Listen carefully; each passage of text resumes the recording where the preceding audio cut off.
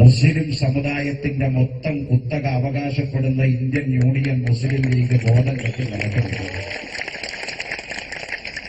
അല്ലെങ്കിൽ അങ്ങനെയാണല്ലോ. കാരണം ഒരു മുസ്ലിയാരൊക്കെ പെൻഷൻ വാങ്ങിച്ചു കഴിഞ്ഞാൽ പിന്നെ അരിവാൾ ചുറ്റികൾക്കല്ലാതെ വോട്ടിക്കും. എന്നൊക്കെ വിളിക്കുന്നത് സഖാവ് മുള്ളൂർക്ക മുഹമ്മദ് അലി സഖാവ്.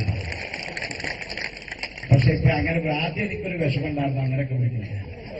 പിന്നീട് ആ സഖാവിന്റെ അർത്ഥം മനസ്സിലാക്കിയപ്പോ നിങ്ങൾ 1000 വട്ടം സഖാവെന്ന് വിളിക്കണം എന്നാ ഞാൻ പറഞ്ഞു. അങ്ങനെ എല്ലാ മുസ്ലിയാക്കന്മാരെയും സഖാവ് എന്നൊന്ന് വിളിക്കട്ടെ. നിങ്ങൾക്കൊരു നല്ല കാര്യം ഇവിടെ വരട്ടെ. അവിടെ ഞാൻ നീട്ടിട്ടൊന്നും പറയുന്നില്ല. ബഹുമാനപ്പെട്ട KT ജലീലത്തോട് വിശദമായി സംസാരിക്കും. ഒരു കാര്യം കൂടി പറയാൻ ഞാൻ ആഗ്രഹിക്കുകയാണ്.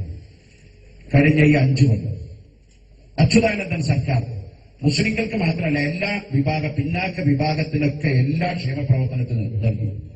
നേരത്തെ അവിടെ പറഞ്ഞു, പൂജാരിമാർക്ക് പെൻഷൻ അനുവദിച്ചു, മത്സ്യത്തൊഴിലാളികൾക്ക് ക്ഷേമനിധി പെൻഷൻ ഏർപ്പെടുത്തി, പ്രവാസികൾക്ക് ക്ഷേമനിധി പെൻഷൻ ഏർപ്പെടുത്തി, മുസ്ലിയാക്കന്മാർക്ക് ക്ഷേമനിധി പെൻഷൻ ഏർപ്പെടുത്തി. ഇങ്ങനെ ഒന്ന് വായിക്കുകയാണെങ്കിൽ മലപ്പുറം ജില്ലയിൽ ഈ കേരളത്തിൽ ആദ്യമായിട്ട് അലിഗഡ് മുസ്ലിം യൂണിവേഴ്സിറ്റിക്ക് ഒരു ഓഫ് ക്യാമ്പസ് ഉണ്ടാക്കി. പക്ഷെ ഞാൻ ഒരു കാര്യം ചോദിച്ചു നിർത്താൻ പോകാട്ടോ. എനിക്ക് 8 മണിക്കൂർ വാതിന് പോകാൻ. എനിക്ക് കൂടുതൽ രാഷ്ട്രീയ പ്രശ്നമൊന്നും പരിചയമില്ല. പക്ഷെ ഒരു കാര്യം ഞാൻ ചോദിച്ചു നിർത്താൻ പോകാം. കഴിഞ്ഞ 5 കൊല്ലം UDF സർക്കാർ ഇവിടെ ഭരിച്ചിട്ട് മുസ്ലിങ്ങൾക്ക് എന്ത് കിട്ടി? ഉത്തരം, റജീനയും ഒരു കുഞ്ഞും. ഇഹലിച്ച വാക്കോടുകൂടെ ഞാൻ നിർത്തുന്നു.